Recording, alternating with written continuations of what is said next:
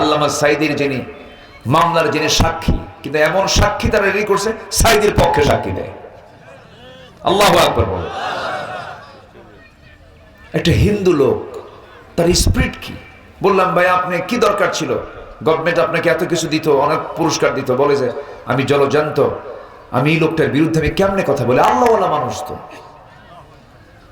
আমরা তাকে দেবতার মতো মনে করি। একজন হিন্দু বলতেছে, হিন্দু, ওদের তো দেবতা তো 14 কোটি, বোঝেন নাই, সব দেবতা ওদের, আমরা দেবতার মতো মনে করি, আমরা তাকে খুব ভালোবাসি।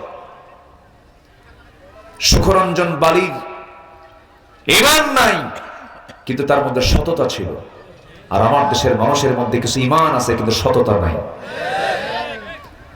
সেই দমদম এয়ারপোর্টে গিয়ে, দমদম জেলখানায় সে 4-5 বছর জেলও খাটছে। তো বললাম আপনি এত কিছুই করলেন, সব তো হয়েই গেছে, আবু তালেবের ভূমিকা না এসে এখন একটু ইসলাম কবুল করে।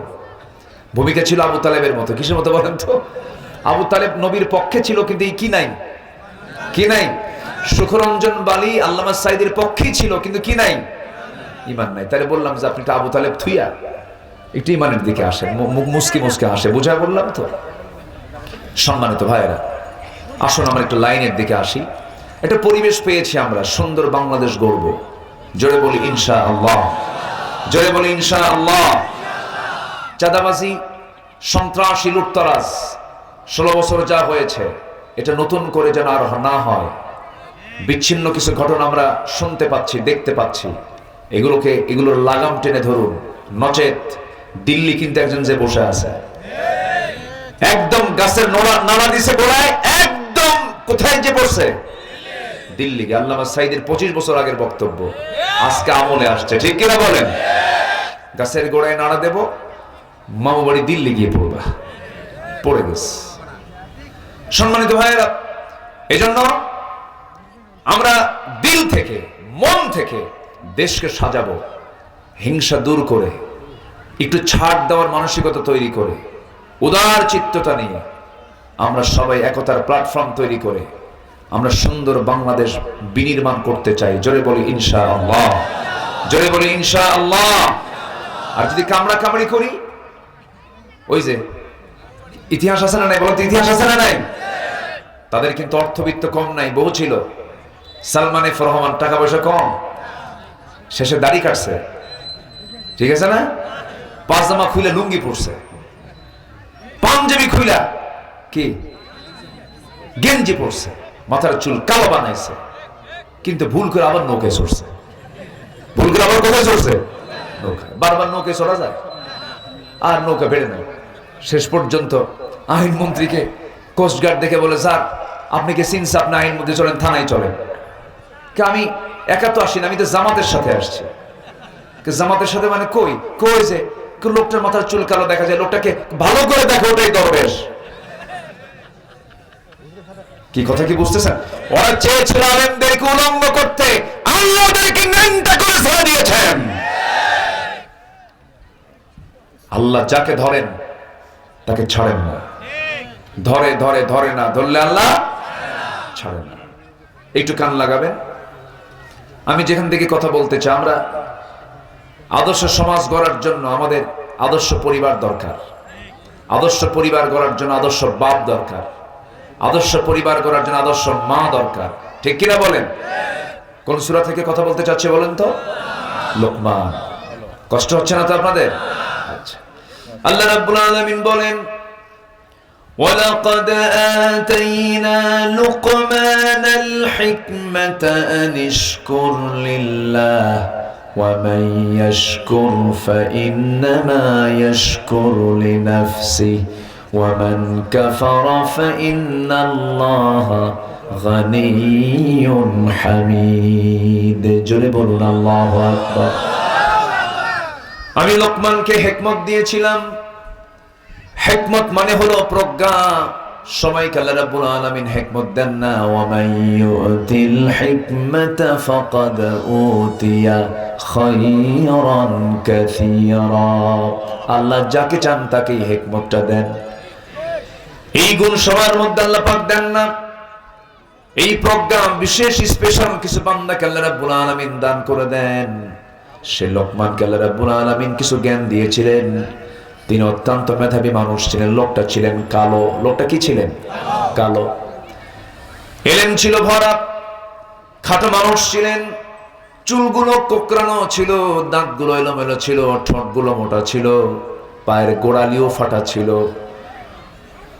খসখসে কালার ছিল, চেহারার কোনো সৌন্দর্য ছিল না। কিন্তু লোকমান যদিও সমাজে অপরিচিত ছিলেন সেই সময়ের সমাজে, কিন্তু আল্লাহ রাব্বুল আলামিন তাকে এত সুন্দর করে কবুল করে নিয়েছেন।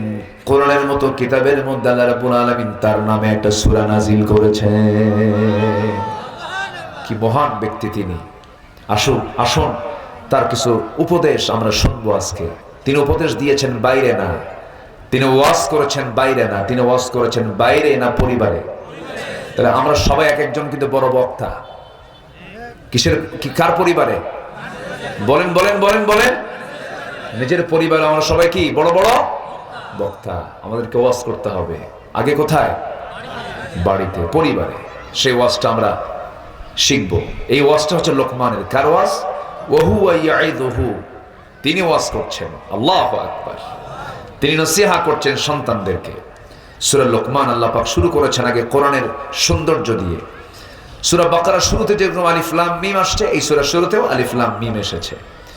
আল্লাহ রাব্বুল আলামিন বলেন, আলিফ লাম মিম তিলকা আয়াতুল কিতাবিল হাকিম হুদাও ওয়া রাহমাতাল লিল মুহসিনিন আল্লাযীনা ইউকিমুনাস সালাতা ওয়া ইউতুনাস যাকাতা ওয়া হুম বিল আখিরাতি হুম ইউকিনুন। জোরে বলুন আল্লাহু আকবার। আলিফ লাম মিম, এই সমস্ত আয়াতের কোনো অর্থ পৃথিবীর কেউ জানে? আসতে বলবেন না। কেউ জানে? সম্ভব কারো না। পৃথিবীর কেউ জানবেও না কোনোদিন, কিয়ামত পর্যন্ত না। আল্লাহ পাক ভাষাবিদের মুখে তালা মেরে দিয়ে বলছেন, কত বড় জ্ঞানী হইছো, কত বড় বাহাদুর হইছো, আয়াতের অর্থ করো। কিয়ামত হয়ে যাবে, পারবে না। এটাও চ্যালেঞ্জ। আল্লাহু আকবার বলেন। এবং আল্লাহ পাক বলছেন এটা হচ্ছে হিকমতপূর্ণ বিজ্ঞানময় একটা কিতাব।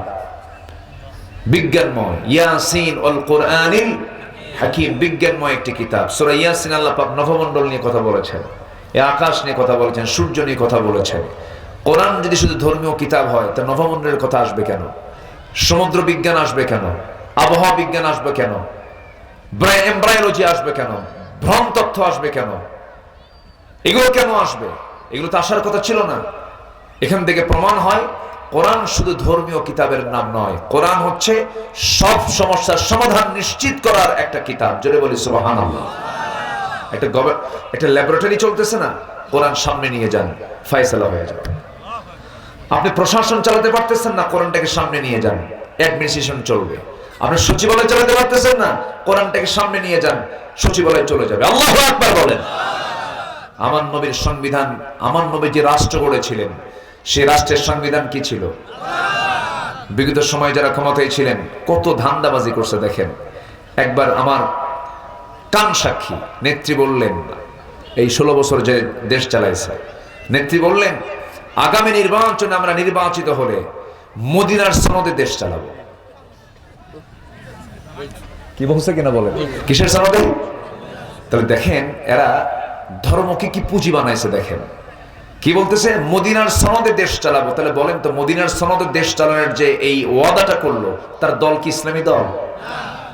বলেন, তার দল কি ইসলামী দল? তাহলে এই যে কথাটা বললো যে মদিনার সনদে দেশ চালাবো, হ্যাঁ দেশ চালাইছে, মদিনার সনদে নয়, মোদির সনদে। কার সনদে? খালি না বাদ গেছে। কি বাদ গেছে? না বাদ গেছে। অনেক কিছু করেছে। যাই হোক, কোরআন বিজ্ঞানময় একটি কিতাবের নাম। আল্লাহ পাকের মধ্যে সবগুলো দিয়েছেন, যা বলেছেন কোন অতিরিক্ত একটা ওয়ার্ডও নাই। আল্লাহ পাকের মধ্যে একটা মশা নামে একটা প্রাণীর নাম নিয়েছেন, মশা উদাহরণ দিয়েছেন। আছে না? আছে না? নেই? সূরাতুল বাকারা আয়াত নাম্বার 26 আল্লাহ রাব্বুল আলামিন মশা নিয়ে কথা বলেছেন, উদাহরণ দিয়েছেন। আল্লাহ রাব্বুল আলামিন বলেন, ইন্নাল্লাহা লা ইস্তাহি আন ইয়াদরিবা মাসালাম মা বাউদাতান ফামা ফাওকাহা فأما الذين آمنوا فيعلمون أنه الحق من ربهم وأما الذين كفروا فيقولون ماذا أراد الله بهذا مثلا يضل به كثيرا ويهدي به كثيرا وما يضل به إلا الفاسقين جربوا الله أكبر